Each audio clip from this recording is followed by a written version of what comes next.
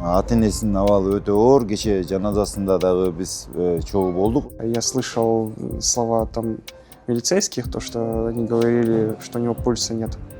18 октябрда Бишкектин Жомарт Бөкөнбаев менен Жусуп Абдрахманов көчөлөрүнүн кесилишинде катталган жол кырсыгы 13 жаштагы өспүрүмдүн өмүрүн алып кетти. Ал бир үйдүн улуу баласы болчу. Кечээинки каргашалуу окуядан биздин көз алдыбызда чоңойгон Тимур деген бала көз жумду.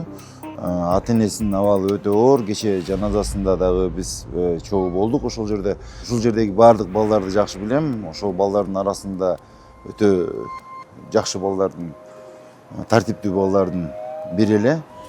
Кандайсың бар? Кырсыкта мындан башка дагы 18-19 жаштагы 3 жигит жабыркаган. Азыр алар ооруканада дарыланып жатышат. Мы шли с Бакамбаевой до Советской, ждали, пока загорится зеленый цвет светофора, чтобы перейти дорогу. И вот краем глаза я замечаю то, что Камри как-то неадекватно быстро летит, а там уже красный загорелся. Я как-то не успел особо среагировать и тоже заметил то, что Lexus уже поворачивал налево, и получается по инерции они столкнулись, и по инерции Камри нас всех сбило. Бишкек шаардык клиникалык тез жардам ооруканасынын дарыгерлеринин айтымында 3 баланын абалы туруктуу, биринин мээси чайкалган, денеси көгөргөн, экөөнө операция жасалат. 3 баланын абалы туруктуу, бирөөсүнүн колу сынган. Ага операция жолу менен өзүнүн ал акыбалы жакшы болгондон кийин жасап беребиз. Экинчи баланыкы тизесинде да жаракат бар.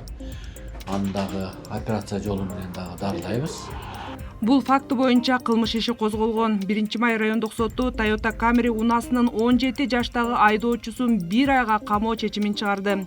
Милиция өспүрүмдө айдоочулук күбөлүк болбогонун кабарлады. 2 унаа тең айып токтотуучу жайга жайгаштырылып, тиешелүү экспертизалар дайындалды.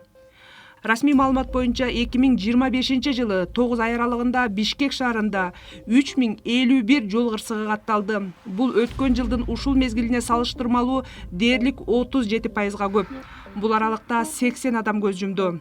Анын ичинен айдоочулук күбөлүгү жок рулга отургандардын кесепетинен 549 авария катталган. Натыйжада 25 адам каза болгон.